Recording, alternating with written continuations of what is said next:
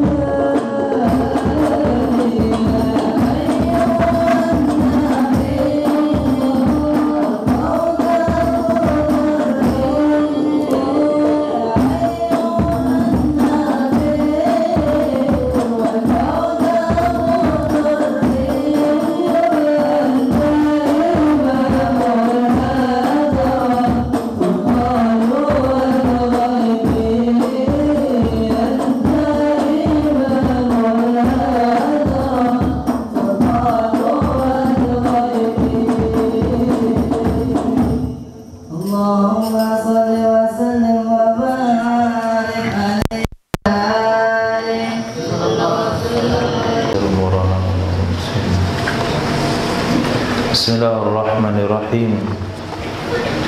Alhamdulillahi Rabbil Alamin. Wa sallallahu ala sayyidina maulana Muhammadin wa ala alihi wa sahbihi ajma'in, amma ba'd. Rabbi yassir wa la tu'assir, Rabbi tamim bil khair. Rabbana shrah lana sudurana wa yassir lana umurana wa umurul muslimin wahlul 'uqdatam min lisanina yafqahu qawlana. Bisanadina al-muttasil ila Imam Ibnu Majah rahimahullahu ta'ala. Laqad sallahu sirra wa adama nafa'a bi ulumihi wa barakati wa nafahati wa madati wa karamati fid darini amin. Ahbabi fillah wa duyufanal aizza, hadanallahu iyyakum alal huda wa taqwa. Insyaallah kita lengkapi malam ini hadis-hadis yang berkaitan dengan bulan Ramadan, dengan harapan semua aktivitas ibadah bulan Ramadan kita tahun ini kita lakukan sesuai dengan sunnah Sayyidina Muhammad sallallahu alaihi wasallam. Hadis tentang pahala orang yang memberi buka, memberikan perbukaan kepada orang yang puasa. Hadis pertama diriwayatkan pada Sayyidina Zaid bin Khalid al-Juhani radhiyallahu an. Baginda Rasul sallallahu alaihi wasallam bersabda, "Man fattara sha'iman," siapa saja yang memberikan buka puasa. Man fattara, siapa saja yang memberikan buka puasa, sha'iman, kepada orang yang berpuasa, kana lahu mislu ajrihim, dia akan mendapatkan pahala seperti mereka, mendapatkan pahala seperti pahala mereka, min ghairi ayyam qussa min ujurihim syai'a, dari tanpa mengurangi pahala mereka sedikit pun. Bulan Ramadan adalah bulan di mana kita diberikan kesempatan maksimal untuk mengumpulkan pahala sebanyak-banyaknya. Karena pahala sunnah dibayar fardu, pahala fardu dilipat gandakan 70. Kalau kita beri buka puasa kepada satu orang, berarti satu hari itu kita dapat 2 pahala puasa. Kalau kita beri 3 orang, berarti kita dapat pahala 4 orang puasa. Pahala kita tambah pahala 3 orang yang kita beri berbuka, tanpa mengurangi pahala mereka sedikit pun. Memberi buka puasa bukan hanya dengan cara menjamu makan, tapi buka yang paling baik seperti hadis yang kita riwayatkan sebelumnya adalah memberi buka dengan kurma. Mungkin tidak setiap orang mudah mendapatkan kurma. Dia punya uang tapi nggak tahu beli kurma di mana. Dia bisa beli kurma tapi tidak bisa beli kurma yang bagus, yang enak dimakan. Nah, kalau kita punya kemampuan, kita berikan ke tetangga yang mungkin dia tidak tahu menahu soal kurma, atau ke masjid, kita buka bersama di masjid, mungkin di sebelah kanan dan kiri kita tawarkan kurma dulu. Pak, kurma dulu, lebih sunnah kurma dulu. Kita bawa 3 untuk kita, 3 untuk kawan di kanan, 3 untuk kawan di kiri. Kita tawarkan ke kanan 1 orang, ke kiri 1 orang. Setiap bulan Ramadan, setiap hari di bulan Ramadan, maka kita akan mendapatkan pahala yang lebih banyak.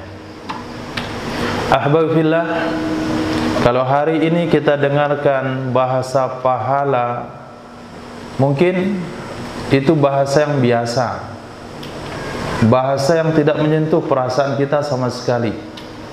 Tapi kalau dikatakan nanti kamu dapat untung 7 kali lipat, sekian ratus ribu, itu akan langsung menyentuh hati.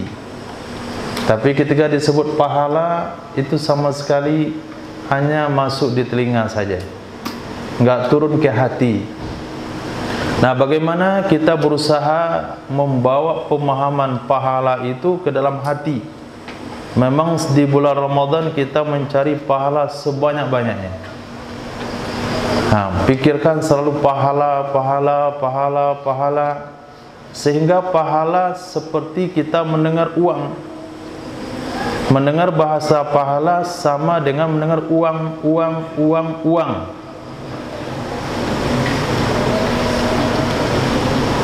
Nanti kalau udah meninggal dunia baru tahu nilainya. Oh, ternyata betul pahala. Kalau hari ini pahala ya leceh aja bunyi. Pahala. Nanti kamu dapat pahala. Bantu masjid kamu dapat pahala. Beri buka orang puasa kamu dapat pahala. Enggak menyentuh ke dalam hati umat. Seolah-olah remeh saja. Tapi kalau dikatakan kerja sama saya gaji 300.000 sehari, langsung dia cari kalkulator, langsung dia daftar, bahkan berani mundur dari PNS. Kalau gaji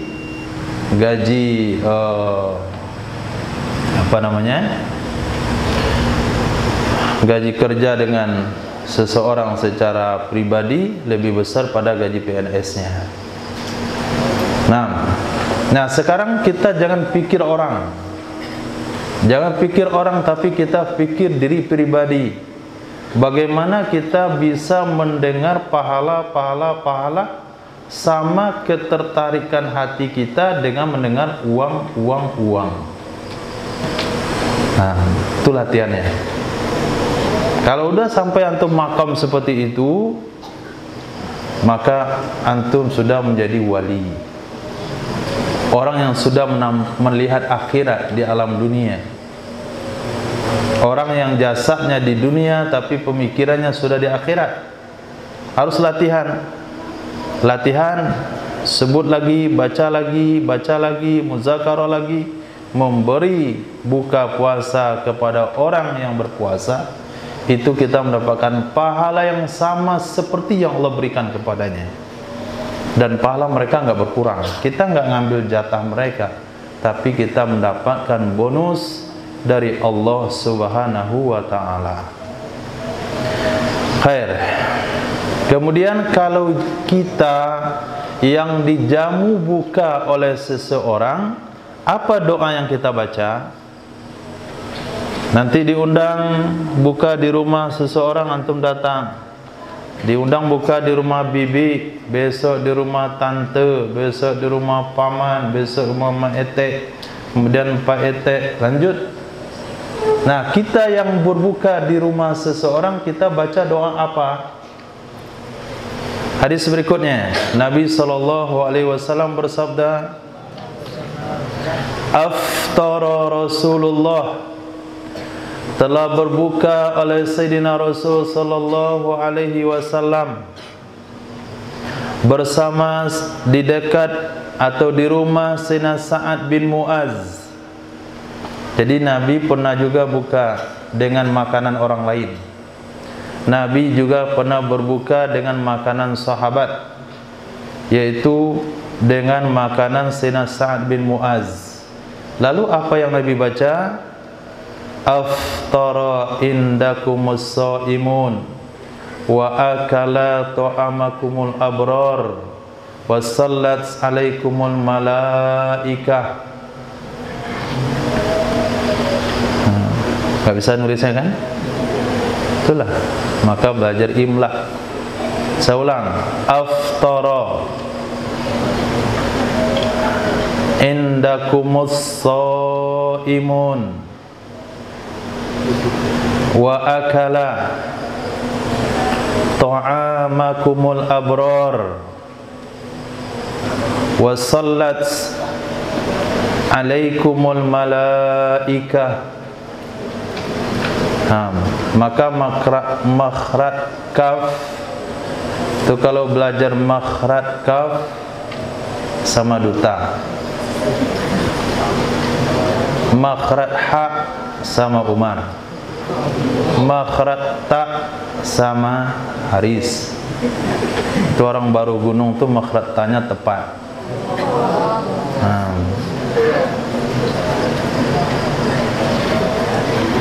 Jadi sama antum dah ada yang fusah, cuman satu-satu huruf. Nah, dikumpulin semuanya. Ak. Sudah hafal doanya. Ulang Fatir benuara. Aftara indakumus shaimun wa akala ta'amakumul abrar wa sallat alaikumul malaika. Semoga aftara telah berbuka bersama kalian di rumah kalian oleh orang-orang puasa. Semoga makanan kalian dimakan oleh orang baik-baik. Semoga kalian didoakan oleh para malaikat. Ini doa yang kita baca kalau kita buka dengan makanan kawan.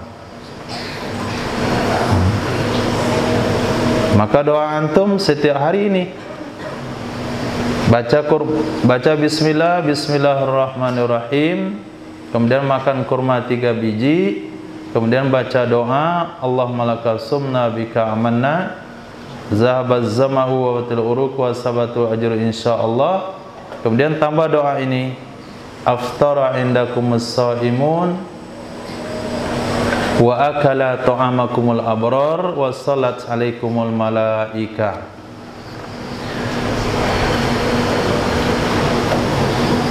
Nah, kemudian pahala orang-orang yang puasa yang orang lain makan di dekatnya, yang orang lain makan di sampingnya.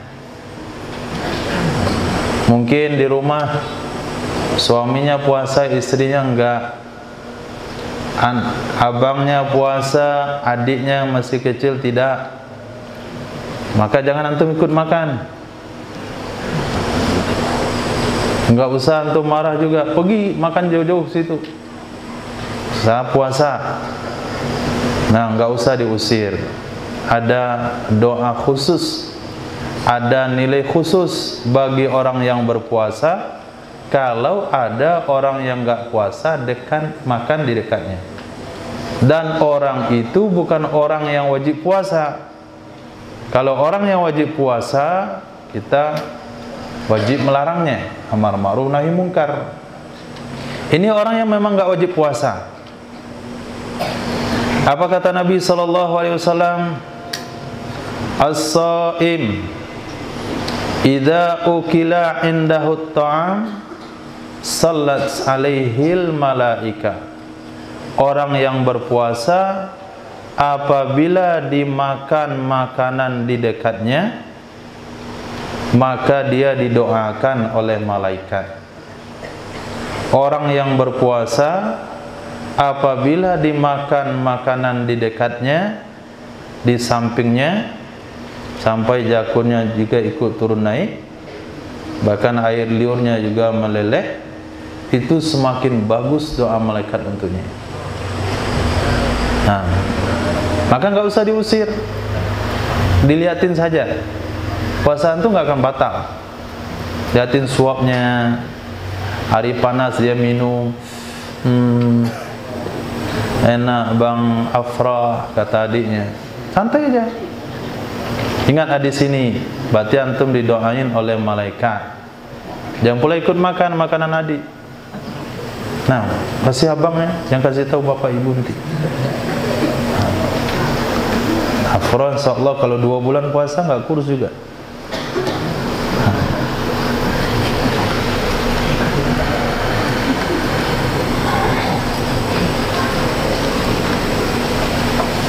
Hadis berikutnya, Nabi SAW pernah berkata kepada Sayyidina Bilal, Al-Ghada'u ya Bilal, wahai Bilal, ayo kita sarapan. Sayyidina Bilal diajak sarapan oleh Sayyidina Rasul. Kata Sayyidina Bilal, inni shaim, aku sedang puasa. Ini puasa sunat. Maka Rasul sallallahu alaihi wasallam bersabda, "Na'kulu arzaqana." Kita memakan rezekinya kita. Wa fadlu rizki Bilal fil jannah. Sementara kelebihan rezeki Bilal ada dalam surga. Kelebihan rezeki Bilal ada dalam surga. Asy'arta ya Bilal? Apakah engkau merasakannya wahai Bilal? An-nasaim, sesungguhnya orang yang puasa, tusabbihu idhamuh, akan bertasbih tulang-tulangnya. Wa tastaghfiru lahul malaikah, dan istighfar, memohonkan ampun untuknya oleh para malaikat. Ma ukila inda, selama makanan disantap di dekatnya. Tapi kalau antum usir orang yang makan dekat antum, doa malaikat pun tidak berhenti. Tapi selagi antum biarkan ada adik, ibu yang enggak puasa, saudari yang enggak puasa, dia makan di dekat antum, maka pada saat itulah doa malaikat selalu ada. Selagi makanan dimakan, selama makanan dimakan, selama itu didoain oleh malaikat. Kemudian tulang menulangnya akan bertasbih memuji Allah Subhanahu wa taala. Sehingga Nabi bersabda, apakah engkau merasakannya? Berarti sesuatu itu bisa dirasakan. Nah, sesuatu itu bisa dirasakan. Maknanya keletihan berpuasa itu akan terasa kalau kita lihat orang sedang makan.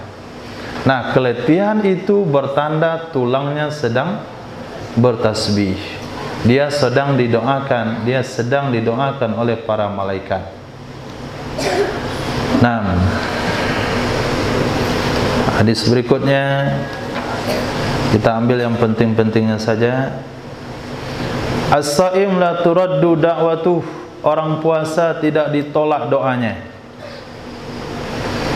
Maka selama bulan Ramadan, wirid dijaga, zikir dijaga, doa juga terus dibaca.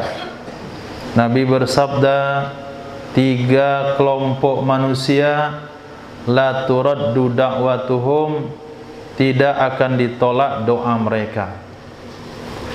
Salah satu 3 kelompok manusia la turaddu da'watuhum, tidak ditolak doa mereka. Yang pertama, imam yang adil, pemimpin yang adil. Itu enggak ada urusan yang kita. Yang kedua, as-shaim hatta yuftir, orang berpuasa sampai dia berbuka.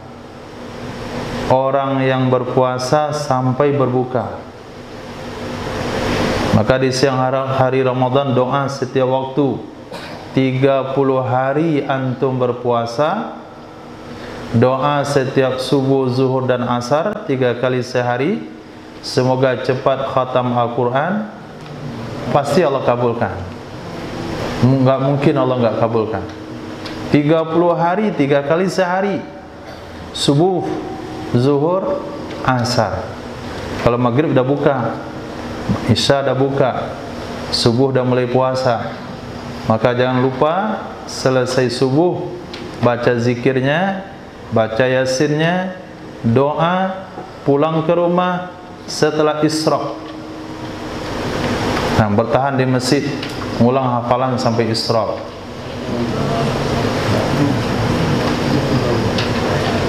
Itu lebih mudah. Isyraq jam berapa?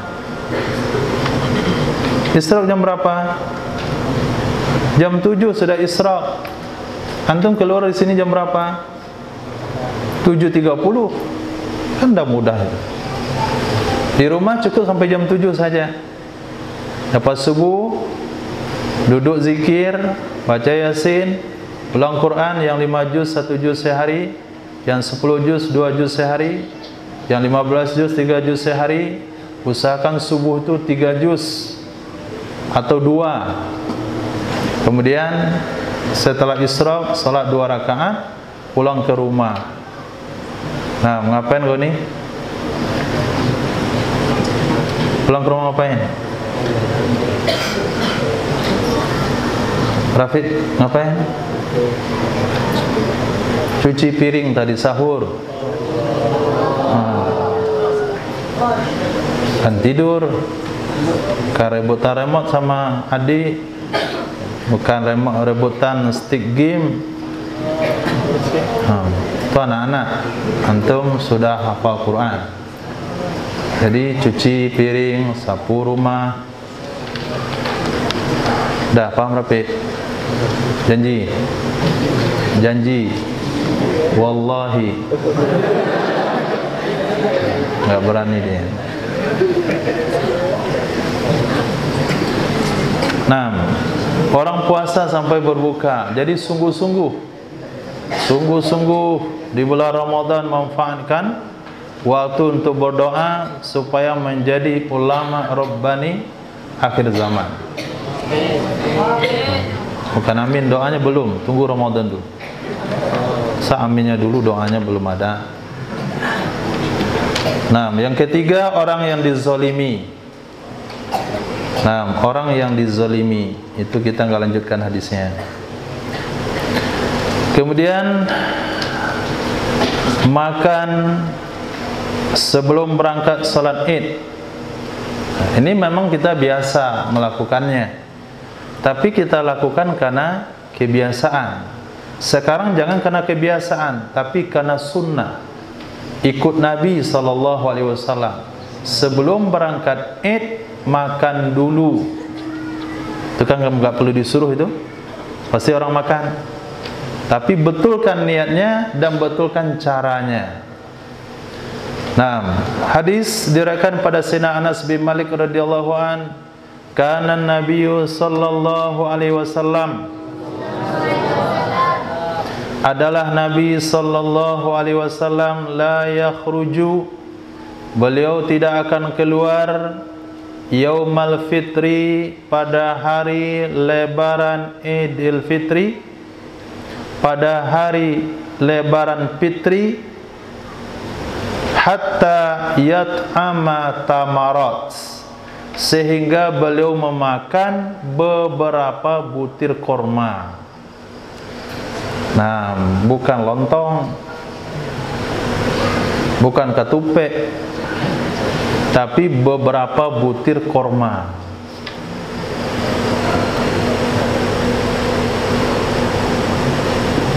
Bisa dipahami? Setelah memakan berapa butir korma, terserah mau makan apa saja. Mau makan kue lebaran, mau ketupat, mau nasi, mau lauk, mau rendang. Yang penting setelah sholat subuh hari Id, kemudian jangan lupa juga baca Yasin. Kemudian pulangnya mungkin cepat sholat Id, nggak masalah pulang sebelum isyraq. Tapi kalau sholat Idnya lama seperti di kampung-kampung, tetap bertahan dengan sholat isyraqnya. Sampai di rumah, pertama sekali dimakan adalah korma 3 butir minimal. Kenapa dengan kurma? Karena ikut Nabi sallallahu alaihi wasallam. Nah, la yu'minu ahadukum hatta takuna hawahu taba'an lima ji'tu bi. Tidak sempurna iman salah seorang kalian sampai nafsunya ikut Nabi. Kan nafsu orang asal lebaran, ketupat lebaran, berarti dia ikut kebiasaan. Berarti dia beragama, dia makan di pagi hari itu, makannya sunnah, tapi yang dimakannya nggak sunnah. Kita pengen sempurna, makannya sunnah, yang dimakan juga sunnah, jumlahnya juga sunnah, 3 butir minimal.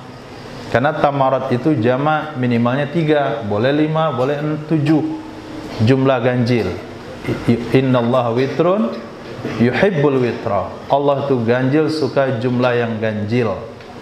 Kalau kemakan 4 tambah 1 lagi 5. Jangan cukupkan pada jumlah 4. Kenapa? Karena kita pengen mencari cinta Allah. Allah suka dengan yang ganjil. Nah, bukan yang ganji ya, ganjil. Oh, ganji itu antum pulang, orang pakai gamis, antum pakai kaos, itu namanya ganji ya. Kalau ganjil itu 3, 5, 7. 6.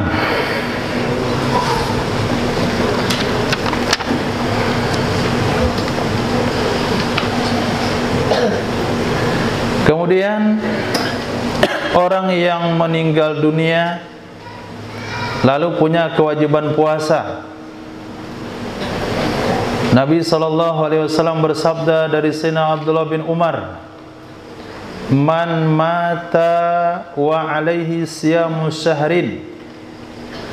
Siapa saja yang meninggal dunia dan dia punya kewajiban puasa Ramadan, dan dia punya kewajiban puasa Ramadan, fal yut'am anhu, hendaklah diberi makan. Hendaklah diberi makan maksudnya disumbangkan makanan untuk orang meninggal dunia tersebut. Makana kulli yaumin, ganti setiap satu hari, miskinun, satu orang miskin. Satu orang miskin.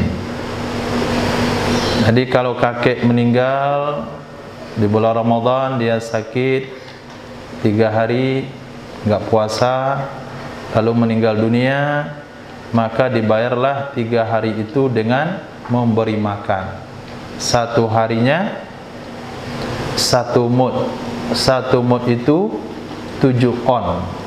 7 on beras berikan ke fakir miskin. Itu penafsiran ulama mazhab. Nah, jangan ikut penafsiran ulama modern. Memberi makan artinya memberi nasi bungkus. Itu nggak ada ulama menafsirkan begitu. Mereka aja menafsirkan sekarang. Nah, memberi makan artinya memberikan makanan pokok. Nggak pakai lauk pauk, cukup beras 7 on. 7 hari 49 on, genapi 5 kilo. Boleh diberikan kepada 1 orang miskin, boleh kepada 2 orang miskin, boleh terserah kita. Yang penting 1 hari 1 orang miskin. Dan riwayat yang lain, Nabi SAW bersabda, hendaklah diqadhakan oleh keluarganya. Boleh dibayar dengan qadha keluarga. Nanti bulan Syawal, orang tua itu dia punya 5 anak, puasanya tertinggal 5 hari, 5 anak menggantikan 1 anak 1 hari puasa. Aku puasa besok, ganti puasa orang tua saya meninggal. Itu juga boleh. Nah, ini salah satu hadis yang menyatakan bahwasanya pahala orang hidup sampai kepada orang meninggal dunia. Hadis sahih, bukan hadis dhaif. Nah, kemudian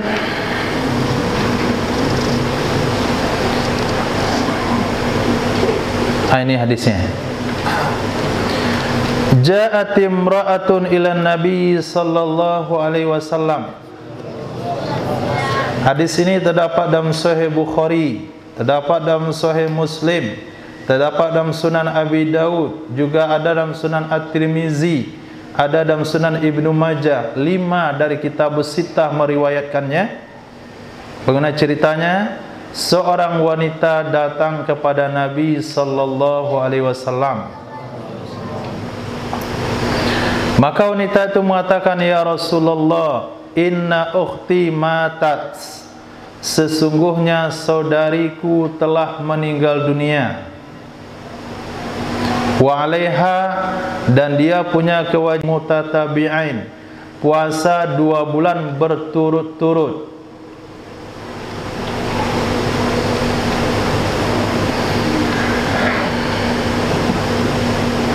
Lalu wanita itu mengatakan, "Ya Rasulullah, apakah boleh saya qadhakan untuknya?"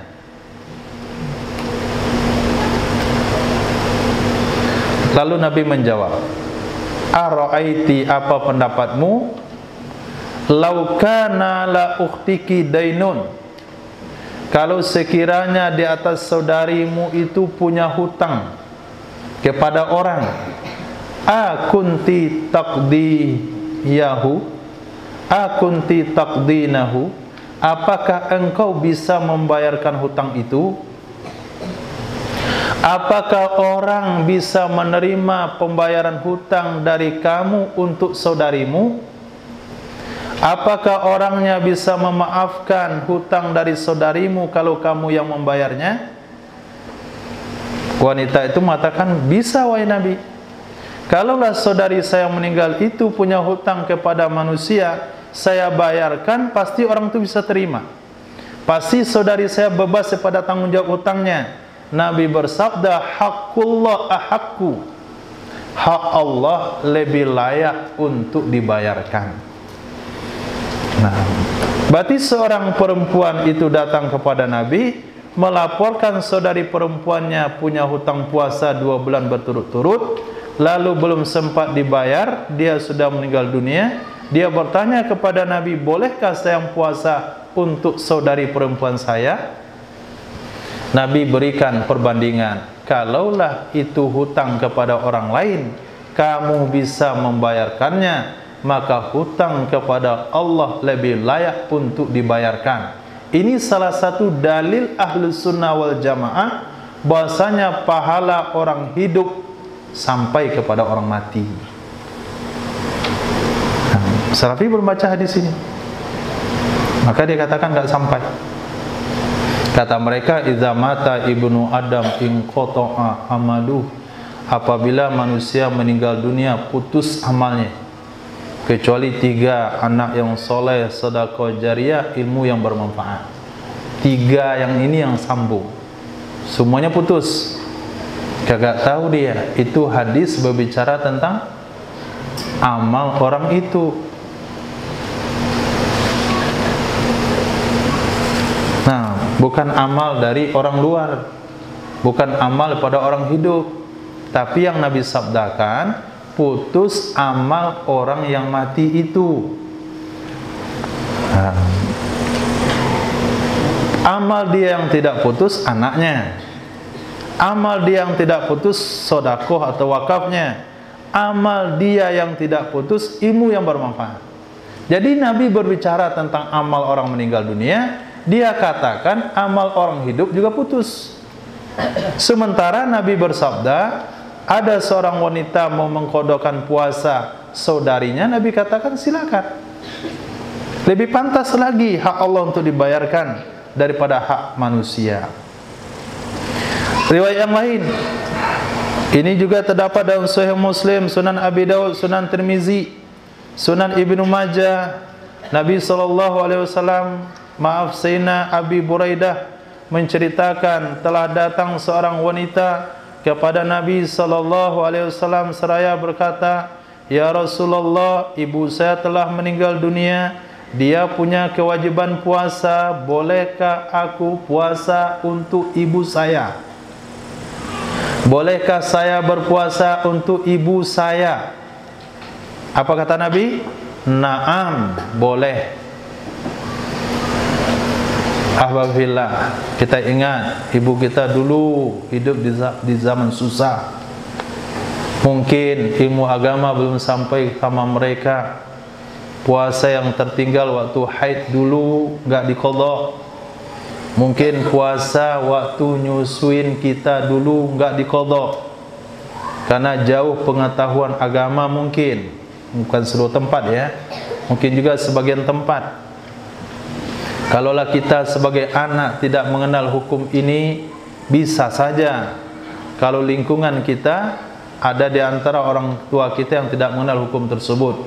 Kita hitung-hitung, kita qadhakan puasa untuk ibu kita, kita qadhakan puasa untuk ayah kita, atau enggak kita qadhakan.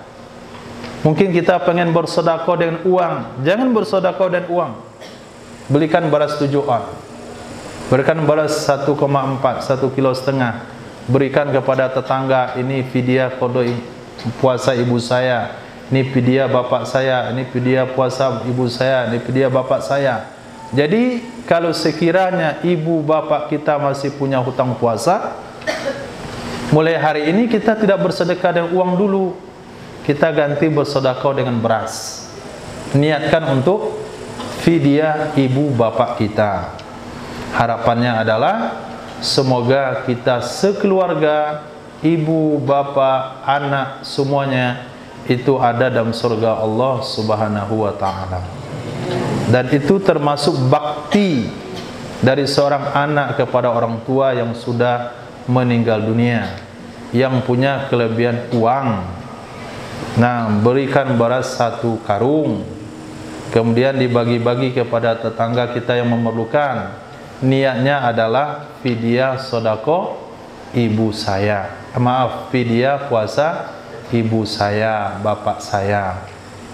Nah, insyaallah Allah akan berikan pemahaman kepada kita dengan agama.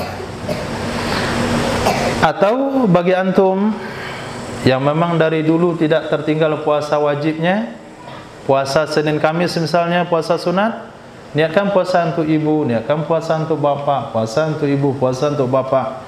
Bagi orang yang tidak punya kewajiban qada puasa. Tapi kalau kita sendiri mempunyai kewajiban qada puasa, kita wajib mengqada untuk diri kita dulu. Ibda binafsik, mulailah dengan dirimu. Lanjutkan.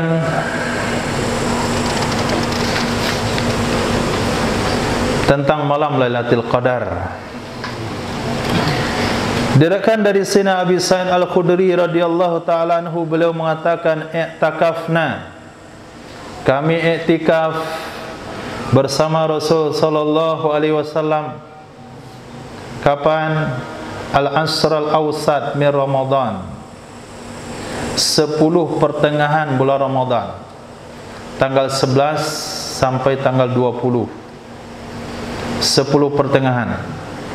Maka Nabi bersabda, inni uritu, sesungguhnya aku diperlihatkan, dimimpikan tentang malam Qadar, lalu aku dilupakan.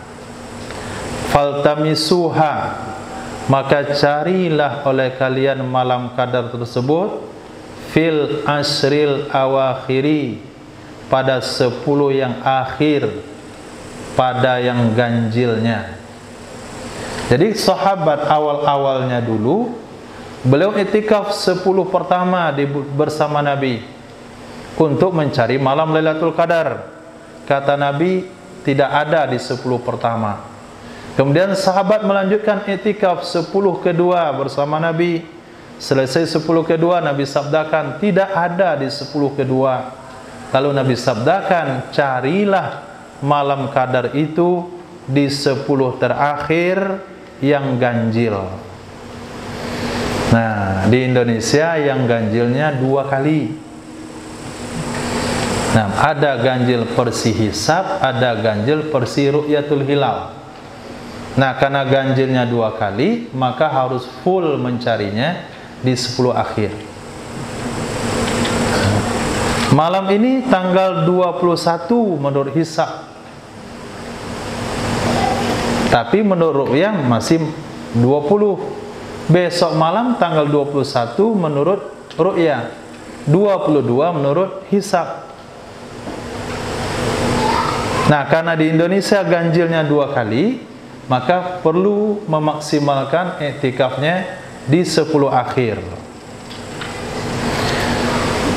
Nah, tentang fadilah iktikaf, diriwayatkan dari Sayyidatina Aisyah radhiyallahu taala anha, Nabi sallallahu alaihi wasallam yajtahidu, bersungguh-sungguh, fil asril awakhir, di 10 yang terakhir, ma la yajtahidu fi ghairih, tidak seperti kesungguhan beliau di malam-malam sebelumnya. Ketika dikatakan Nabi sungguh-sungguh di 10 terakhir, bukan berarti 10 pertama dan kedua Nabi biasa-biasa saja, tidak. Nabi di 10 pertama sungguh-sungguh, di 10 kedua sungguh-sungguh, di 10 ketiga lebih bersungguh-sungguh. Beda sama masyarakat kita secara umum. 10 pertama sungguh-sungguh. Sejadah baru, mukena baru, peci baru, baju baru, itu solat tarawih. 10 kedua tinggal separuh, 10 ketiga tinggal sedikit. Berarti kesungguhannya terbalik. Mendingan 10 pertama solat tarawih sendiri, 10 kedua berjamaah, 10 ketiga i'tikaf, daripada 10 pertama masjidnya penuh, 10 terakhir nggak ada lagi yang sholat di masjid. Padahal di 10 terakhir itulah Nabi mencontohkan beliau bersungguh-sungguh. Bagaimana bentuk kesungguhan Nabi? Dijelaskan di hadis yang dibawa Nabi SAW, apabila telah masuk 10 yang terakhir, ahyal laila, beliau solat sepanjang malam.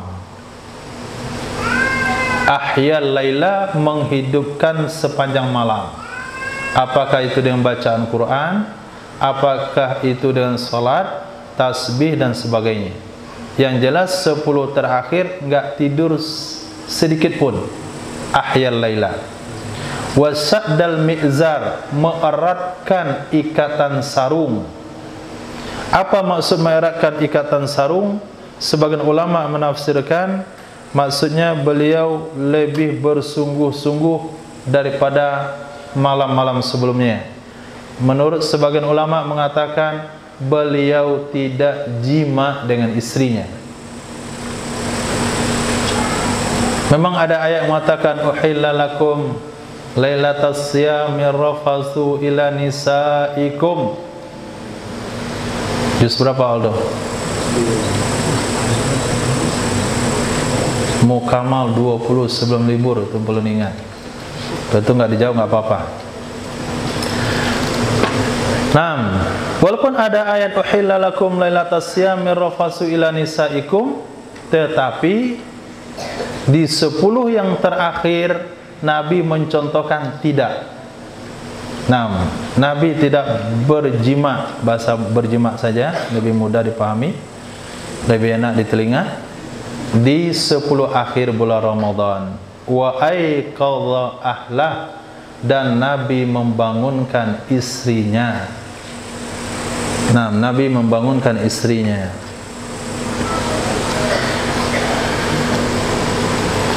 Kemudian tentang i'tikaf. Ya Allah, mana yang bagus. Tentang i'tikaf, Nabi SAW i'tikaf setiap tahun 10 hari. Hadis ini terdapat Sahih Bukhari dan Sunan Abi Daud.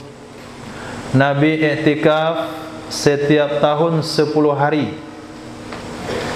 Di tahun terakhir, yaitu tahun ke-10 Hijriah, di mana Nabi wafat di tahun tersebut, beliau i'tikaf 20 hari. Nabi i'tikaf 20 hari. Kemudian Nabi setiap tahun didengarkan bacaan Al-Qur'annya oleh malaikat Jibril. Didengarkan bacaan Al-Qur'annya oleh malaikat Jibril. Nabi saja setoran di bulan Ramadan. Maka tak kalah tahun di mana Nabi wafat, maka Nabi didengarkan bacaan Al-Qur'annya 2 kali khatam. Kalau tahun-tahun biasa sekali khatam, di tahun Nabi wafat 2 kali khatam didengarkan bacaannya oleh malaikat Jibril. Hadis ini tahun lalu di Mushola Ikhwanul Mukminin disampaikan oleh salah seorang penceramah. Apa kata dia? bukan beliau. Ada yang kita tidak tahu dari Nabi. Apa itu? Nabi setoran Al-Quran di bulan Ramadan. Ternyata Nabi pelupa juga kayak kita. Astagfirullah, salah memahami hadis, main hukum sendiri aja. Nabi sama juga dengan kita ternyata, ngulang-ngulang hafalan di bulan Ramadan, kok nggak lupa juga kayak kita.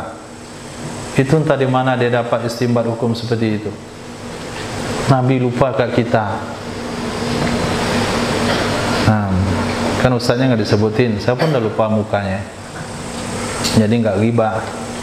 Cuman hati-hati, ada penceraman seperti itu, baca hadis langsung simpulkan, nggak tahu menau apa kata ulama tentang hadis tersebut. Dia punya pemikiran sendiri. Nabi nggak ada satu pun yang lupa dengan Nabi SAW. Khair. Jadi Nabi setoran Al-Quran sekali khatam di bulan Ramadan, artinya dibaca Al-Quran 1 juz setiap hari, didengarkan oleh malaikat Jibril. Tapi di tahun Nabi wafat, Nabi setorkan Al-Qurannya ke malaikat Jibril 2 kali khatam. Diriwayatkan di sini Ubay bin Ka'ab, sesungguhnya Nabi SAW iktikaf itu di 10 akhir di bulan Ramadan. Suatu kali beliau melakukan perjalanan, akhirnya Ramadan tahun itu nggak sempat iktikaf, maka beliau iktikaf tahun depan 20 hari. Maknanya tahun yang tertinggal iktikaf 10 hari diqadha oleh Nabi tahun depannya. Itu kesimpulan hukum. Apabila Nabi ketinggalan iktikaf di bulan Ramadan 10 akhir di 1 tahun, Nabi akan iktikaf tahun berikutnya 20 hari diqadha. Sekarang kita sudah tertinggal iktikaf 10 akhir, sudah berapa lama? Nah, kan sudah banyak. Karena sudah banyak, perlu diqadha tahun ini iktikaf sebulan full, tahun depan sebulan full lagi, tahun depan sebulan full lagi, sampai terbayar setiap usia balik kita iktikaf 10 hari setiap Ramadan. Itu yang punya mujahadah yang kuat. Nah, lalu iktikafnya kita tidak sama dengan iktikafnya Rasul. Bagaimana cara Nabi iktikaf? Hal ini diceritakan dalam hadis riwayat Imam Bukhari, juga diriwayatkan oleh Imam Muslim, juga diriwayatkan oleh Imam Abu Daud, Imam Tirmizi, Imam Nasai, Imam Ibnu Majah. Artinya 6 kitabus sita meriwayatkan hadis yang sama. Bagaimana cara iktikafnya Rasulullah? Dari Sayyidatina Aisyah radhiyallahu ta'ala anha adalah baginda Rasul sallallahu alaihi wasallam, apabila beliau ingin iktikaf, maka beliau salat subuh. Diawali di salat subuh. Salat subuh hari yang ke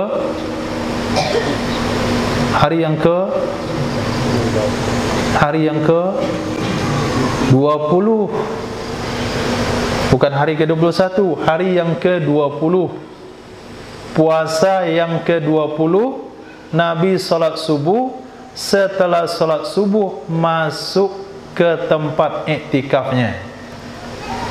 Nah, subuh mulainya iktikaf tersebut tanggal 20. Kemudian Nabi akan iktikaf 10 akhir di bulan Ramadan. Maka Nabi memerintahkan untuk ditegakkan kemah di dalam Masjid Nabawi. Nah, berarti kita boleh bawa kelambu. Itu kemah kita zaman sekarang. Zaman kita nggak perlu kemah sebetulnya, alas pun cukup. Kemudian Sayyidatina Aisyah juga pengen iktikaf bersama Nabi, minta pula ditegakkan tenda dalam Masjid Nabawi.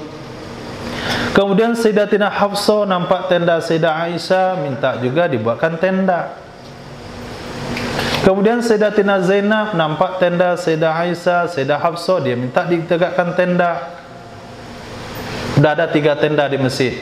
Sayyidah Aisyah, Sayyidah Hafsah, Sayyidatina Zainab. Ini 3 orang yang bersaing kuat daripada istri Nabi. Yang lain banyak mengalah. Yang 3 orang ini persaingannya kuat.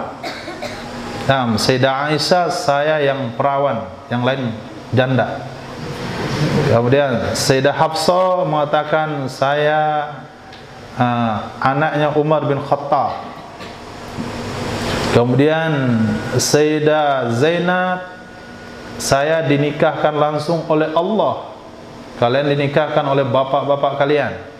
Kalau saya, Allah yang menikahkan langsung dari langit. Menurut Al-Quran yang diturunkan, falamma qada Zaidu minha wa taran zawwajnakaha. Ini 3 persaingan yang kuat nih.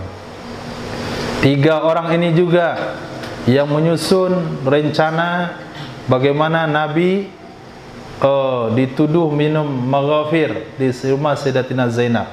Itu ceritanya lain lagi. Yang jelas, ketika Nabi tegakkan tenda, Sayyidah Hafsah tegakkan tenda, Sayyidah Aisyah buat tenda, Sayyidatina Zainab buat tenda. Lalu Nabi lihat hal demikian. Nabi tanya, ini punya siapa? Hafsah, wahai Nabi. Ini siapa? Ini Sayyidah Zainab. Itu siapa? Itu Sayyidah Aisyah. Nabi katakan, albirra turidna. Kalian mencari kebaikan kah? Apakah kebaikan yang kalian cari ataukah kecemburuan? Akhirnya Nabi lipat tendanya. Pulang ke rumah, enggak iktikaf di tahun itu. Nabi enggak iktikaf tahun itu. Pulang ke rumah. Sayyidah Hafsah juga lipat tenda. Sayyidah Aisyah lipat tenda. Akhirnya malam itu Nabi, di tahun itu Nabi dan istri beliau tidak iktikaf. Lalu Nabi qada i'tikaf di bulan Syawal. Nah, maka istimbat yang kita ambil daripada hadis yang tadi diperkuat di hadis yang ini. Nabi kalau ketinggalan i'tikaf di 10 akhir Ramadan, beliau akan qada, bisa diqada di Ramadan tahun depan, bisa beliau qada di bulan Syawal. Ketika Nabi masih hidup, istri-istri Nabi enggak ada yang i'tikaf. Nggak ada yang iktikaf. Tapi setelah Nabi meninggal dunia, kata beliau, kami iktikaf istri-istrinya Rasul setelah Nabi meninggal dunia. Kalau demikian hadisnya, berarti kaum ibu-ibu juga dianjurkan untuk iktikaf. Nah, bapak ikut iktikaf, ibu juga iktikaf. Bapak di dekat mihrab, ibu di luar, di belakang hijab. Sama-sama iktikaf. Jangan pula ditunggu meninggal bapak dulu baru iktikaf. Sunnah Sayyidah istri Nabi, kalau dah meninggal Nabi baru iktikaf. Jadi bapak pergi aja dulu ke masjid. Nanti kalau bapak meninggal baru saya iktikaf. Itu sunnahnya istri Rasul. Bukan begitu sunnahnya. Nah, jadi yang kita ambil bukan asbabun nuzulnya, tapi yang kita ambil adalah intisari hukumnya, bahwasanya istri Nabi juga iktikaf di masjid. Kemudian kalau wanita tidak bisa iktikaf di masjid karena ada anak yang lain dan sebagainya, ada kesibukan, maka mereka bisa iktikaf di Masjidul Bait, yaitu tempat solat yang diperuntukkan khusus untuk solat di rumahnya. Dan disunahkan di setiap rumah muslim ada tempat khusus untuk sholat. Itu disebut dengan Masjidul Bait. Wanita boleh iktikaf di tempat tersebut.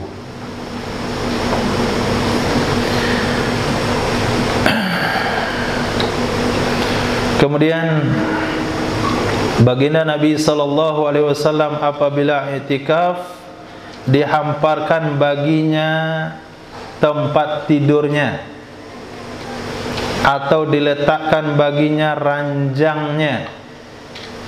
Nabi iktikaf bawa ranjang, Nabi iktikaf bawa alas tidur, kemudian dibentangkan di belakang tiang taubat, Ustuwanat Taubah, tiang taubat.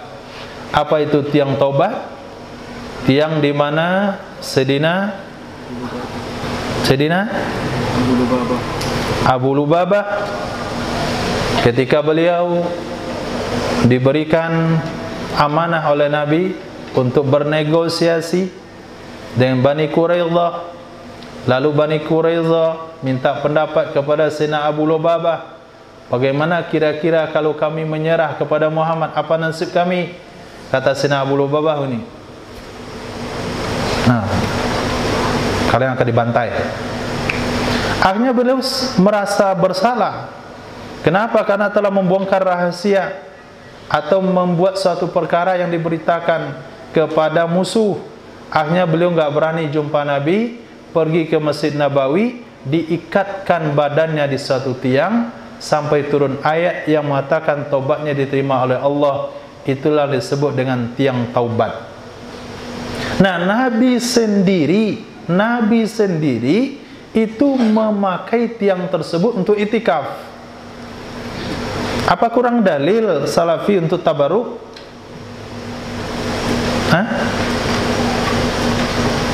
Salafi, apa kurang dalil untuk tabaruk? Kenapa Allah suruh untuk menjadikan makam Nabi Ibrahim untuk tempat solat? Tabaruk dengan tempat yang mulia tersebut. Kenapa Nabi memilih tiang taubat tempat iktikafnya beliau?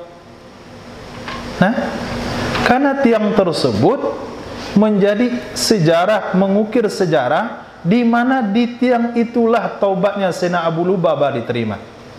Nabi sendiri bertabaruk dengan tiangnya Abu Lubabah. Itu pemahaman Ahlus Sunnah wal Jamaah yang longgar dengan pemikirannya. Kenapa enggak tiang-tiang yang lain? Kenapa dengan tiang taubah? Karena tiang itu memiliki nilai khusus. Taubatnya Sayyidina Abu Lubabah diterima karena mengikat diri di situ, sehingga ini dipakai oleh Nabi untuk iktikaf. Artinya kalau iktikaf ke masjid lalu buat tempat tidur, kemudian kawan kita itu sholat, mengaji, lepas itu tidur sampai sahur, kita nggak boleh berpandangan sinis. Itu juga bagian dari sunnah Nabi Sallallahu Alaihi Wasallam, membawa tempat tidur ke masjid. Nah, dan ini juga menjadi dalil boleh tidur di masjid. Salah peraturan dilarang tidur di masjid, karena bertentangan dengan sunnah. Nabi sendiri tidur di masjid.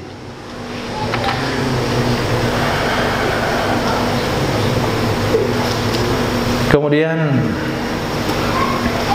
pahala iktikaf, dua hadis terakhir. Pahala iktikaf, hadis ini hanya diriwayatkan oleh Imam Ibnu Majah saja. Nabi SAW bersabda tentang orang yang iktikaf, huwa ya'kifuz dzunub. Iktikaf itu akan menahan seseorang dari berbuat dosa.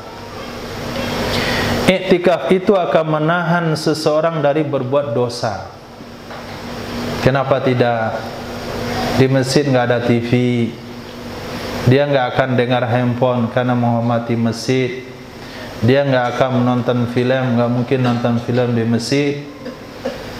Lihat orang di pojok baca Quran, situ doa, situ zikir, maka dia terpancing untuk melakukan ibadah yang sama.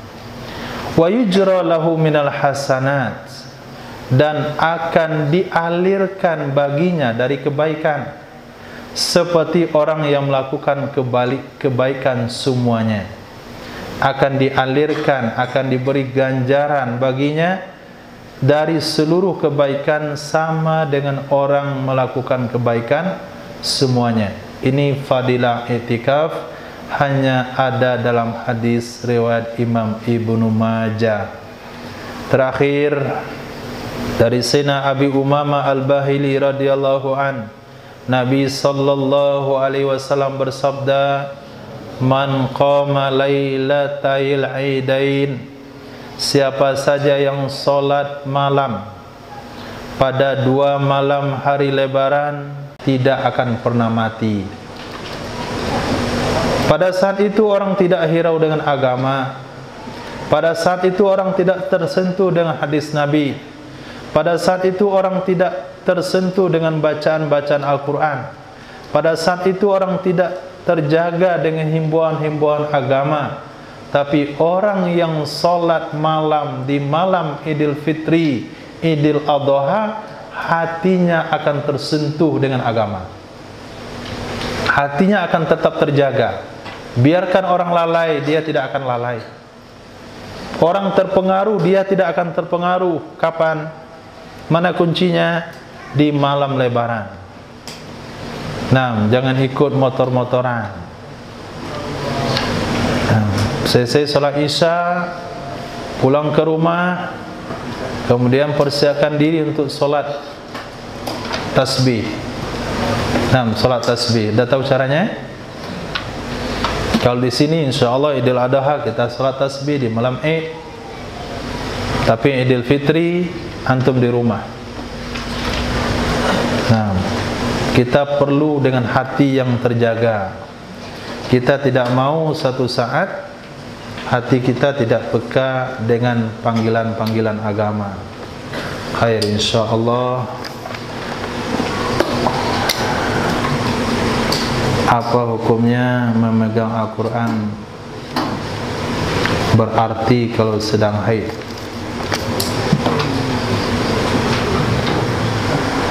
Nah, memegang Al-Quran yang ada terjemahannya bagi orang yang berhaid, bagi orang yang tidak berwudu, bagi bernifas, bagi yang berjunub, itu tidak haram. Boleh dengan syarat terjemahan lebih banyak dari Al-Qurannya. Kalau terjemahan bahasa Indonesia sudah pasti lebih banyak dari Al-Quran. Tapi tafsir Jalalain Tok itu telah dihitung oleh ulama, jumlah huruf tafsirnya lebih banyak satu huruf dari jumlah Quran.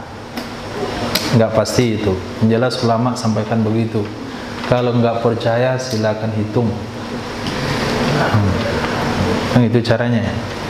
Sama dengan Nasiruddin Bahlul di zaman Khalifah Harun Ar-Rasyid. Nah, ketika Khalifah mau tanya kepada Bahlul berapa jumlah bintang di langit, kata beliau besok pagi saya jawab. Bahlul datang dengan keledainya, kata beliau sebanyak bulu di keledai saya ini. Kalau Khalifah nggak percaya hitung sendiri. Nah, begitu juga kata ulama, jumlah tafsir Jalalain itu lebih banyak satu huruf dari jumlah Al-Qur'annya. Kalau nggak percaya, hitung sendiri. Nah, tapi kalau antum ragu jangan pegang. Tapi kalau udah terjemahan, insya Allah lebih banyak, pasti lebih banyak daripada huruf Quran. Mungkin Bapak ada pertanyaan, dipersilakan.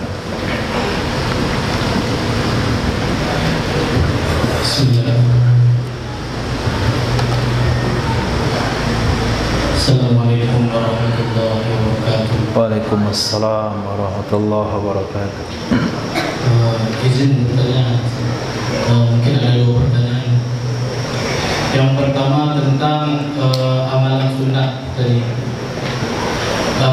Amalan sunat kan kalau dilakukan bersertaan dengan riya, maka amalan itu tidak berpahala.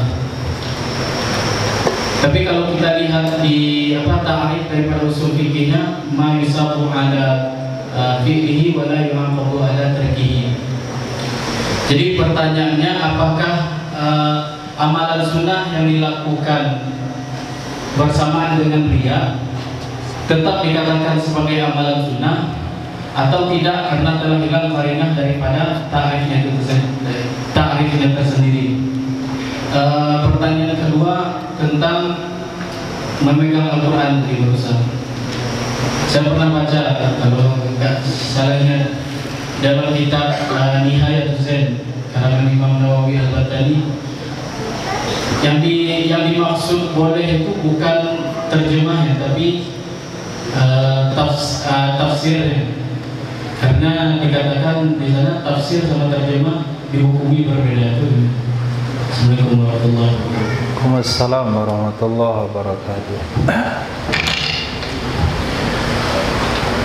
Definisi sunnah, ma yuthabu ala fi'li wa la yuhakabu ala tarki.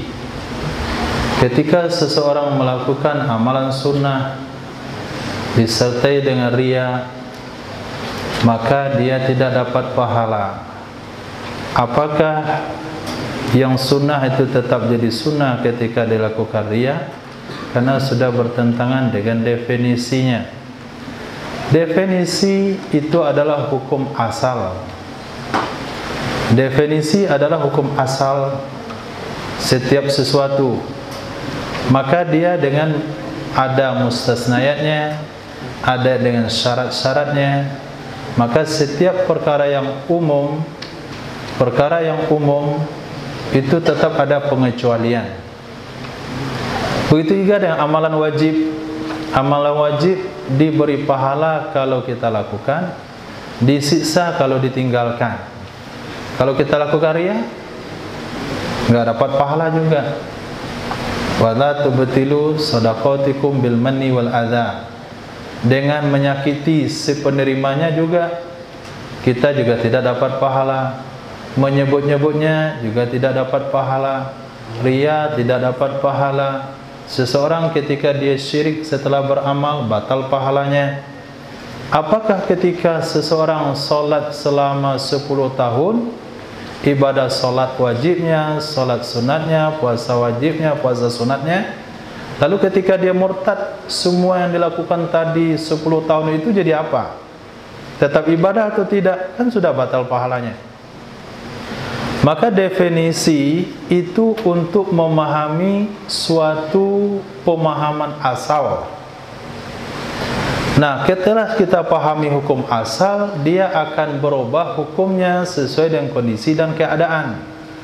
Misalnya, hukum asal nikah adalah mubah, wajib kalau sampai dia nikah terlibat zina.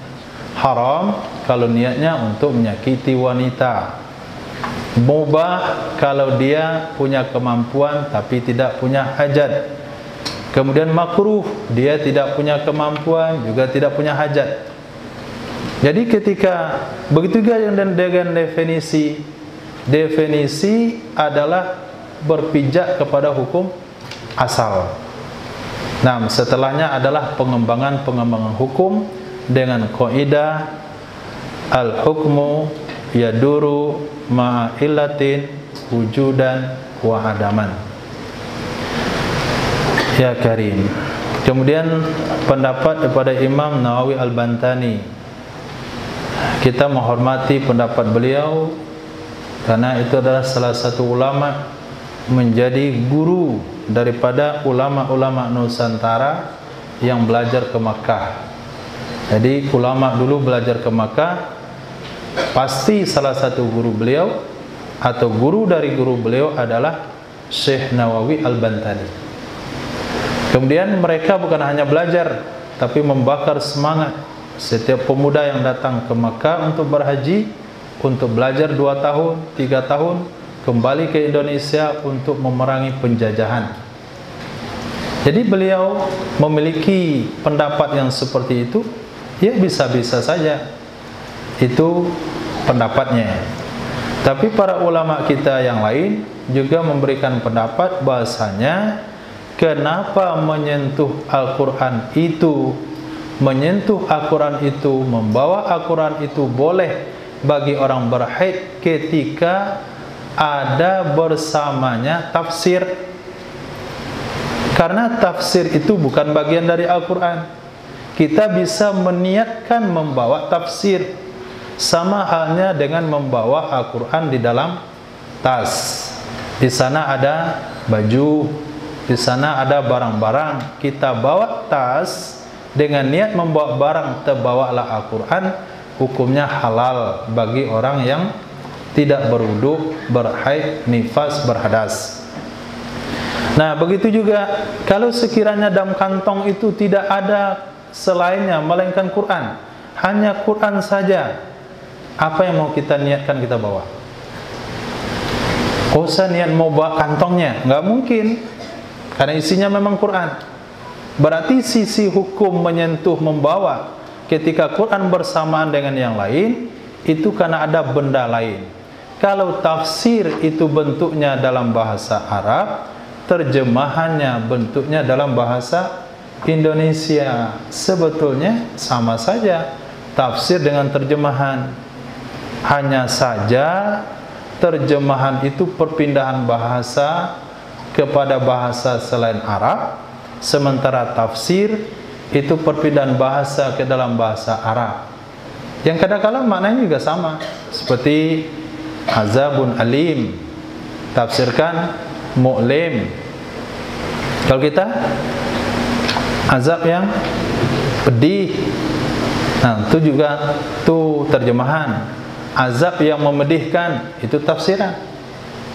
Azabun alim, azab yang pedih. Kalau kita baca azab pedih, itu terjemahan. Tapi kalau azab memedihkan, itu tafsir. Khair. Kalau sekiranya tafsir itu ditulis dalam bahasa Melayu, boleh nggak dibawa? Atau tafsir itu dalam bahasa Indonesia, bukan tafsir, bukan terjemahan ya, tapi tafsir. Jadi sudut pandang para ulama, nggak tahu saya yang kitab Nihayat Az-Zain sudah dibeli belum dibaca. Nah, jadi pandangan ulama bukan tafsir atau tidak tafsirnya, tapi pandangan ulama ada enggak benda lain selain Quran yang ada di situ. Apakah itu tafsir, apakah terjemahan, apakah barang dimasukkan dalam ransel dan sebagainya. Khair insyaallah, wallahu alam. Yang lain insyaallah. Assalamualaikum. Silakan. Untuk mengkomunikasi tentang sholat yang ketinggalan dari orang tua yang sudah meninggal, bukan dari kurus. Yang kedua ini contoh puasa. Puasa itu kan kita perlu misalnya di Sawal hari Senin, jadi pahala puasa Senin dapat, pahala kodo dapat. Nah, kodo ini, kodo ibu bapak bisa sekaligus atau terpisah. Nah itu pertama. Yang kedua tentang sholat yang ria. Tadi saya ada beberapa ulama yang saya dengar, ketika kita niat dari rumah sholat sunnah sebelum zuhur itu 4 rakaat, dua rakaat. Tapi setelah 2 rakaat kita lihat banyak orang yang melihat kita, misalnya kita nggak melakukan lagi 2 rakaat yang kedua itu karena kita malu atau apa. Nah itu juga disebut dengan ria, karena kita tidak jadi melakukan suasana ini. Bagaimana pendapat Ustaz? Terima kasih. Assalamualaikum warahmatullahi wabarakatuh. Waalaikumsalam warahmatullahi wabarakatuh. Jazakumullah khair. Yang kita bahas tadi tentang mengqadhakan puasa kedua orang tua. Kalau mengqadhakan salat, ini tidak ada hadisnya. Kemudian pendapat ulama, bolehkah anak keluarga mengqadhakan salat kedua orang tuanya? Sebagian ulama berpendapat tidak boleh. Kenapa tidak boleh? Kita bertawakuf hanya kepada hadis Nabi tentang puasa saja. Sebagian ulama mengatakan boleh, nggak apa-apa, bahkan dipraktekkan oleh Imam As-Subki rahimahullahu ta'ala. Beliau pernah mengqadhakan salat untuk keluarganya. Ini tentang qadha salat. Dan salat sepakat ulama tidak bisa difidyakan. Artinya jumhur ulama berpendapat kalau orang tua kita tinggal salat tidak boleh difidyakan. Tapi ada pendapat ulama kecil sekali, sedikit sekali, katakanlah itu pendapat sangat lemah. Ada juga yang berpendapat boleh difidyakan. Nah, itu soal salat. Tapi soal puasa, sepakat ulama Ahlussunnah wal Jamaah boleh dibayar dengan 2 cara. Pertama, diqadhakan oleh keluarga. Yang kedua, boleh difidyakan. Pertanyaannya, bolehkah kita menyertakan puasa Syawal, Senin, Kamis dengan qada puasa orang tua? Nah, pertanyaan itu belum pernah ada kita baca dan kitab fikih. Nah, cuman kita ambil hukum kias. Hukum kiasnya bagaimana? Kalau sekiranya kita boleh menggabungkan puasa qada dengan Senin Kamis, maka kita juga boleh menggabungkan puasa qada orang tua kita dengan Senin Kamis. Bahkan kalau kita mengqadakan puasa orang tua sekalipun, Allah akan melunasi qada puasa orang tua kita dan kita tetap mendapatkan pahala puasa itu sendiri. Hadisnya saya lupa, tapi hadis itu diriwayatkan dalam masalah haji. Nah, orang yang menghajikan orang tuanya dapat pahala haji, dia juga dapat pahala haji. Tapi kalau dia sudah pernah haji, tapi kalau dia belum pernah haji, maka hajinya untuk dia sendiri. Nah, kecuali puasa-puasa sunat yang hukumnya sunat rawatib. Imam Nawawi menggunakan bahasa puasa sunat rawatib. Kita dengar bahasa itu sering dalam sholat, tapi Imam Nawawi pernah menggunakan bahasa puasa sunat rawatib. Apa artinya puasa sunat rawatib? Puasa-puasa yang memang ditekankan oleh Nabi di waktu-waktu tertentu, maka tidak boleh ditumpangkan dengan puasa qada. Di antaranya puasa Arafah, di antaranya puasa nisfu Sya'ban, di antaranya puasa Asyura, Tasu'a, kemudian puasa-puasa pada hari-hari tertentu. Tapi kalau puasa hanya berkaitan Senin Kamis 6, yang penting bulan Syawal, sebagian Imam Nawawi berpendapat boleh kita tumpangkan dengan puasa qada. Namun demikian, sebagian ulama juga berpendapat boleh puasa apapun, baik puasa sunat rawatib atau tidak rawatib, boleh kita gabungkan dengan puasa qada, baik qada kepada diri kita sendiri ataupun qada untuk kedua orang tua atau keluarga. Nah, kemudian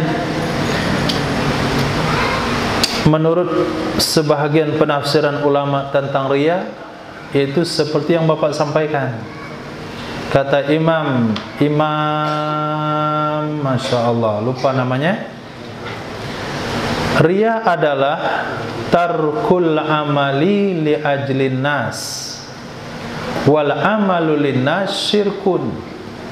Riya yang sesungguhnya itu adalah meninggalkan amal karena orang. Beramal karena orang itu syirik namanya. Apa maksudnya meninggalkan amal karena orang lain?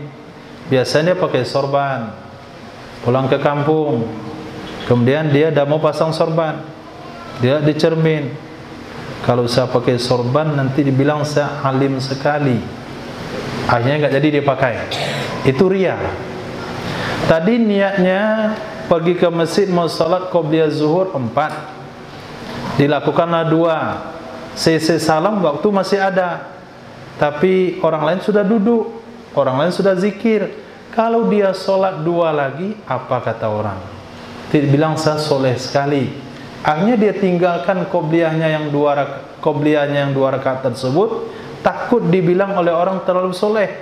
Itu disebut riya.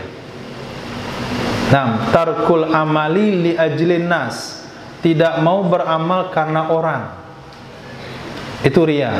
Tapi kalau dia pergi ke masjid, dia lakukan qobliyah zuhur 2 rakaat, selesai itu dia salam, dia lihat kiri kanan, waktu masih cukup, orang ramai, supaya dibilang lebih soleh, dia tambah 2 lagi, itu syirik. Nah, kenapa syirik? Karena dia melakukan ibadah sholat karena Allah dan karena orang. Nah, karena Allah dan karena orang, berarti dia melakukan ibadahnya tadi menyekutukan Allah di situ. Niatnya untuk Allah dan untuk orang lain. Tapi kalau dia tinggalkan amal berarti itu riya. Nah, kenapa riya? Dia nggak mau beramal, takut dilihat oleh orang lain. Maka cara terlepas pada riya dan syirik yaitu istiqomah dengan amal. Bagaimana cara istiqomah dengan amal? Mengqadha amal yang tertinggal. Kalau kita nggak sempat qobliyah, kita bikin qobliyahnya setelah ba'diyah atau setelah zuhur sebelum ba'diyah. Istiqomah dengan amal ini cara yang mudah untuk terbebas daripada riya. Khair insyaallah. Insyaallah ini terakhir daripada pertemuan kita untuk tahun ini. Insyaallah dilanjutkan pengajian Rabu malam, yaitu setelah 20 Syawal. 20 Syawal 15 Syawal 10 Syawal santri lama kembali ke Ma'had. 15 Syawal kita buka pendaftaran untuk santri baru, tes.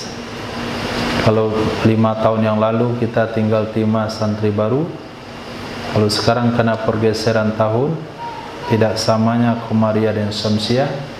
15 Syawal itu masih ada yang ujian mungkin, maka kita buka tes pendaftaran 15 Syawal. Jadi Ramadan tidak ada tes karena orang masih belajar. Nah, 10 Syawal yang baru, yang lama-lama datang, kita servis kembali. Malas zikirnya, mengantuk kue lebarannya, ugal-ugalan di kampungnya, rambut yang ceper, Masya Allah macam-macam bentuknya. Itu 5 kali rehabilitasi. Maka supaya tidak banyak buang tenaga kepada kita-kita, maka bapak-bapak, ibu-ibu, ketika santri pulang betul-betul diperhatikan amalan sunat, salat sunat, zikir, Quran.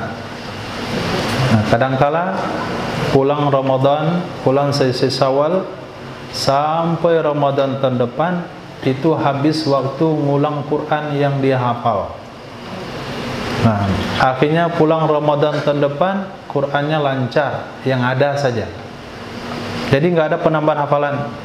Pulang lagi ke kampung 25 hari kacau lagi hafalannya, balik lagi ke pondok lancarin setahun, sudah lancar libur lagi.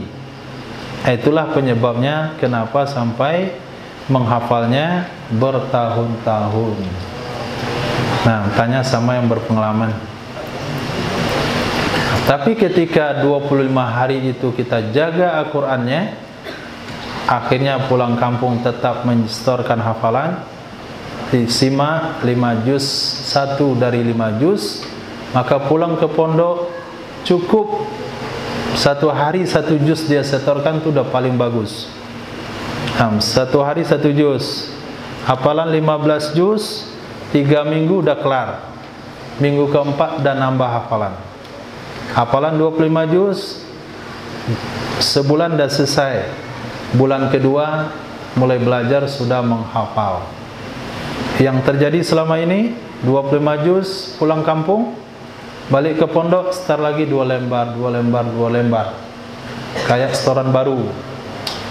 Sampai Ramadan hafalan lancar. Pulang ke rumah macet lagi. Besok diulang lagi. Itu yang menyebabkan mereka bosan. Jadi kunci keberhasilan itu sebenarnya adalah 25 hari libur di kampung. Khair. Paham Farid? Hafiz,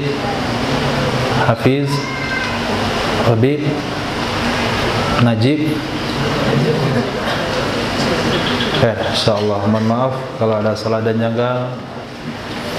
Subhanallah bihamdihi, subhanakallahumma bihamdika, asyhadu an la ilaha illa anta, astaghfiruka wa atubu ilaik. Subhanaka rabbil izzati amma yasifun, wassalamu ala mursalin, alhamdulillahi rabbil alamin.